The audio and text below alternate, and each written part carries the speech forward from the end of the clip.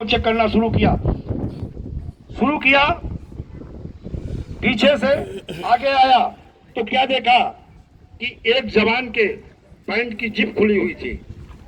तो उसने कहा देखो अगर ऐसे बताएंगे भाई आपकी जिप खुली तो सारे लोग सुन लेंगे तो बड़ा अच्छा नहीं। तो उसने संकेत किया, जैसे संकेत किया तो जवान को लगा कि हम थोड़ा लूज खड़े तो और सावधान हो गया। तो समझ में आया शायद अभी ये समझ नहीं पाया। कमांडर फिर थोड़ा संकेत किया और सीधा हो गया।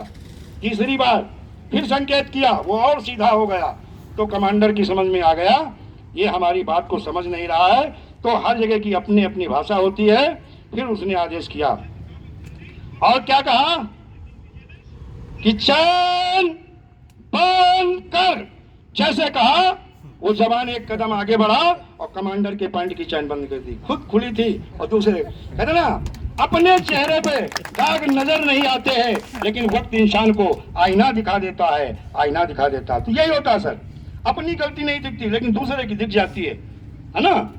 तो बाद में महसूस हुआ कमांडर को यार कि हम दूसरे को तो बता रहे थे उसकी जेब खुली लेकिन खुद की खुली हुई थी।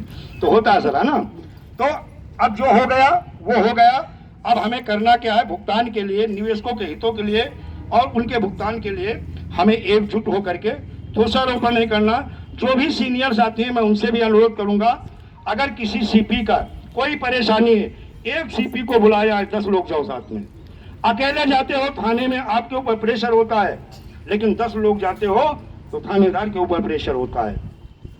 जितने भी हमारे हिंदुस्तान में कानून बने हैं वो आपके हित के लिए बने हैं, अहित के लिए नहीं। अब यह है कानून की हमें जानकारी नहीं है, वो एक अलग विषय है। जैसे कहीं थाने और कोतवाली में हमारी बात होती है तो हम कानून के तहत बात करते हैं और एक्ट के तहत बात करते हैं और रूल्स क्या हैं उस पर भी चर्चा करते हैं और वो चीज उनको समझ में।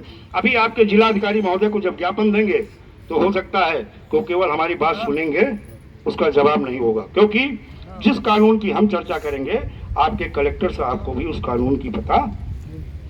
वो आईएएस हैं, अन्य चीजों को मुझसे अच्छा जानते हैं। कोई आईपीएस है, वो उन कानूनों को अच्छी तरह से जानता है।